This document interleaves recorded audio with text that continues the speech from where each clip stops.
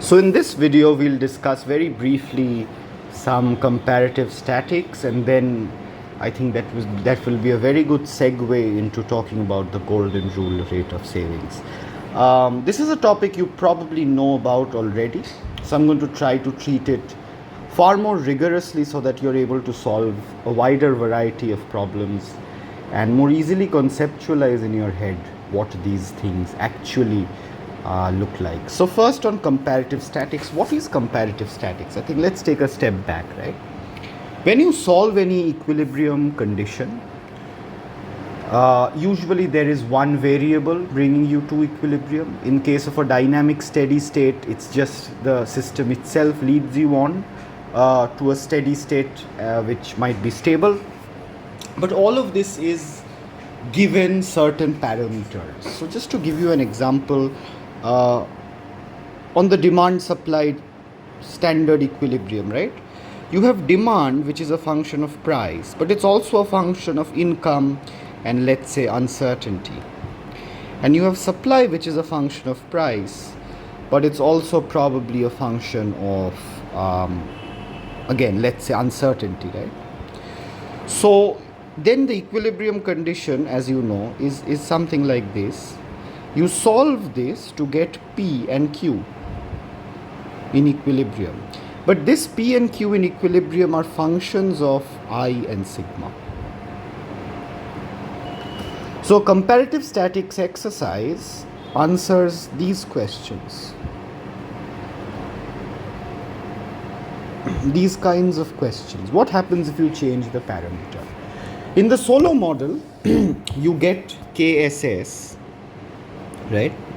But this is a function of, or let's just write it this way. This is a function of S, N, and delta, and even alpha, actually, right? If you change any of these things, your KSS changes. And we solved the Cobb-Douglas production function steady state, and that makes this really explicitly clear. You got KSS in the previous video. You got KSS equals this. So clearly, if I change S, N, delta, or alpha, KSS changes, right? So comparative statics question would be, what happens to steady state capital when S changes? Or what happens to steady state capital per worker when delta changes? These are the sorts of questions you are looking to answer in this comparative statics exercise. So let's do it for S, N, and delta. Alpha is usually not under your control, so to speak, and so it's not something that is usually studied. And anyway, alpha is just for Cobb-Douglas purposes anyway. I mean, alpha is not present in other classes of production functions. So graphically, I think this is an analysis you're used to. So I'll do it very, very briefly before doing it analytically, which is something you might be less used to. So you had this, right? And this was your steady state. If S rises, what happens? Your S, Fk gets transformed, and so your steady state capital per worker increases, right? What happens if N or delta change? I'm sorry, that's a bad diagram. Yeah, if N plus delta, right? If N or delta rise, this becomes steeper. And so steady state capital falls. All right, so this is something you're already aware of, I think, but let's do this analytically and I think this is a technique which you need to learn as well for more general classes of problems, even outside of the Solow model. So how do you show these things? So the results we got are, if S rises, then KSS falls. If N or delta rise, then KSS, here KSS rises, here KSS falls, and obviously vice versa. Now the question is, prove it analytically,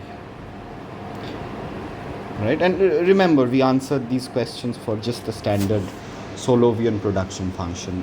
We are not discussing convex production functions or linear production functions anymore.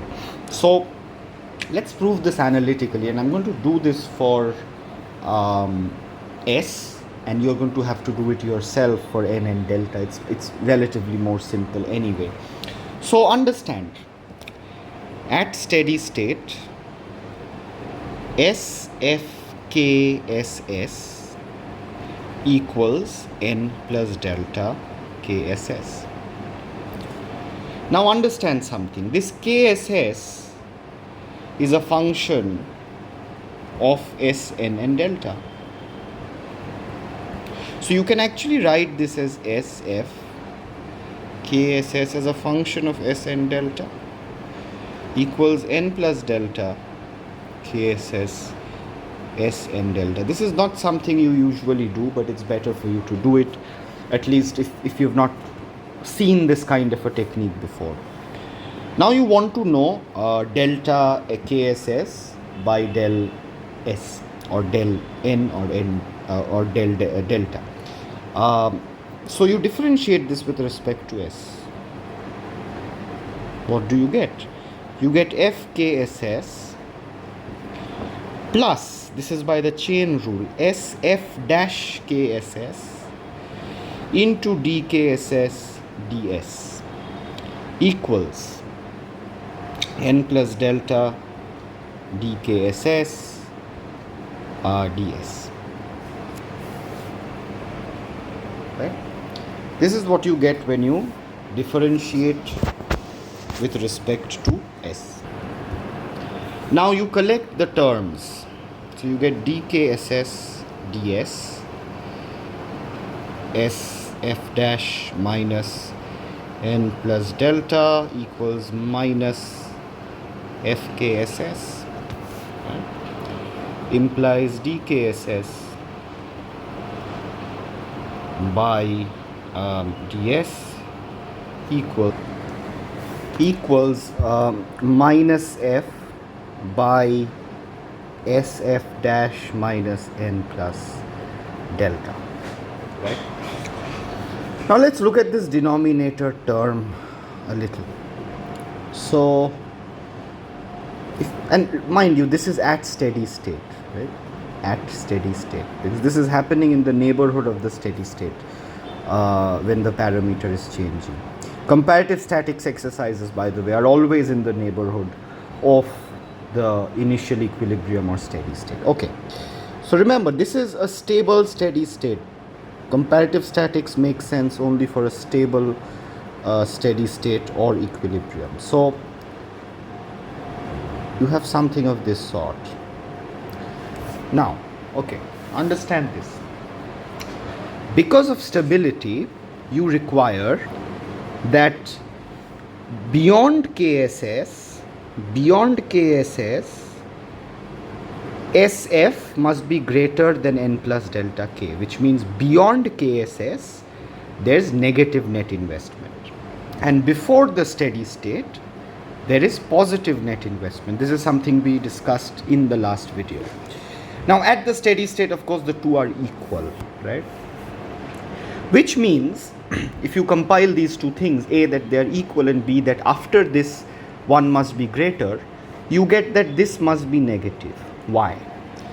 After the steady state, where these two components are equal, after steady state, right, n plus delta K must rise faster, right? And you can just write that before the steady state, this must rise slower, because again, it's equal here, and before that, S of F is always greater. So it must have been rising more quickly in order to be equal. This is what implies that SF dash minus n plus delta must be negative. Why? Because beyond the steady state, this SF component is growing, slower, which means this must be less than this. This is just the derivative of n plus delta k, right? So this entire denominator term is negative, and obviously numerator is negative, which implies that dk ss ds is positive. You can do after this yourself. Try to prove that dkss dn and dkss d delta are indeed negative. You'll have to do this by similar argumentation, and you can probably put that in the comment section as well. Alright, so you've done comparative statics. Now you know how the steady state capital per worker changes when S changes, and also when N and delta change. Let's then look at golden rule level of savings. This is largely to do with DKSS DS. So in the last portion you saw that KSS is a function of S and delta. Now, and this is a bit of a philosophical question, which is, what is the country's economy or GDP growing for? And how do you measure how happy the citizens of this country are? And one reasonable answer to that is that you look at the consumption in the economy. Why is this important? And in general, like in all economic analysis, you'll find that it's consumer welfare that you use to measure overall welfare. If you look at trade theory and the proof that tariffs in a small open economy lower overall welfare of the country, the proof is simply by showing that you're on a lower indifference curve. So anyway, now understand, when S rises, there are two effects. One, KSS rises, and so YSS, which is equal to F of KSS, also rises, right? You have higher steady state capital per worker, and hence output per worker at the steady state is also higher. But the other effect is that consumption by income goes down, right? Because C is equal to SY. Sorry, 1 minus SY. So when S goes up, you consume less. So you earn more, but you consume less from that earning. So there are two separate effects, which means that on the net, whether consumption per worker rises or falls is ambiguous. This is where the golden rule level of savings comes into play. The thought behind it is that suppose policymakers can influence the savings rate in the country, and there are indeed various ways to do that. What should they set the savings to be to maximize consumption per worker? That depends on these two effects. You want to raise S if the increase in output will be more than the decrease in consumption per output, or you want to decrease S if the opposite is true. So just to give you a feel for this, let's look at the Solow, look at the Cobb-Douglas steady state. You have KSS equals S by n plus delta by 1 minus alpha. So YSS is equal to KSS alpha equals S by n plus delta alpha by 1 minus alpha. Right? So CSS, which is consumption per worker in the steady state, which is 1 minus S YSS, is equal to 1 minus S into S by n plus delta alpha by 1 minus alpha. Right? Now, and just to give you the idea more clearly, you see here then that CSS is a function of S. and other things, right? This is explicitly clear here because it's so directly a function of S. So the problem is to maximize CSS by choosing S. This is the optimization problem faced by policymakers, right? So let's try and fit this into this page. Okay. So we'll use a monotonic transformation to deal with this function. ln CSS is equal to ln 1 minus s plus alpha 1 minus alpha ln s minus alpha by 1 minus alpha ln n plus delta. So now we'll just differentiate with respect to s to get this equals to 1 by 1 minus s plus alpha s 1 minus alpha.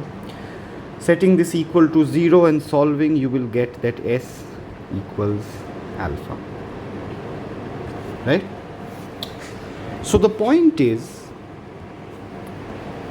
I gave you the optimization problem to be this, right? And the solution to this is S star. Then this S star is the golden rule level of savings. Okay? So let's try this more generally then to end this discussion. You have CSS as a function of S equals 1 minus S YSS, which is again a function of S. This is 1 minus S f of KSS again as a function of S. This is f of KSS minus SF KSS. I'm no longer writing it as a function of S. It should be clear by now. Now, at steady state, you know that S of KSS equals n plus delta KSS. Therefore, CSSS equals f of KSS minus n plus delta KSS. Now, if you differentiate this with respect to S, you get f dash KSS into dKSS S minus n plus delta dKSS S equals 0. You can rewrite this FOC simply as this.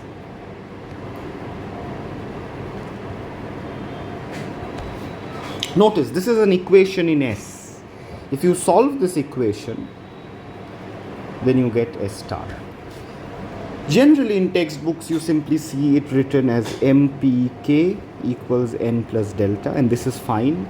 If you just put this, you're going to get a K star, from which you need to back calculate to get an S star. So let's just do this for again the Cobb-Douglas case to make it clear how the two concepts are linked. Before, I directly computed the golden rule level of savings for the Cobb-Douglas case. Now we are going to do it using this formula, which is MPK equals n plus delta.